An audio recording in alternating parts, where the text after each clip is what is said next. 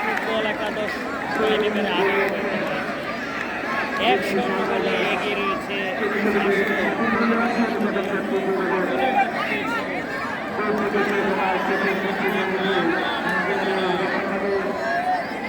এ পর্যায়ে টাইব্রেকারে আবারও আশুগঞ্জ দেখা যাক এবার গোল দিতে পারে কিনা। 1-0 গোলে কিন্তু এগিয়ে আছে আশুগঞ্জ।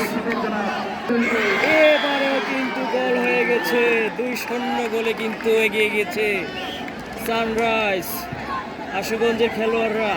এবার দেখা যাক পলাশের খেলোয়াড়রা শেষ পর্যন্ত গোল দিতে পারে কিনা। আপনারা জানেন আজকের খেলা উপভোগ করছেন রায়পুরা গণমানুষের নেতা কেন্দ্রীয় কমিটির বিজ্ঞান ও প্রযুক্তি বিষয়ক সহ সম্পাদক ইঞ্জিনিয়ার আশরাফুদ্দিন বকুল। এবার পলাশের খেলোয়াড়রা টাইব্রেকারে আছেন, দেখা যাক এ পর্যায়ে হয় কিনা। এবার কিন্তু গোলের দেখা পেয়েছে বেলা, কিন্তু মন ভালো নেই, আশুগঞ্জ এগিয়ে আছে।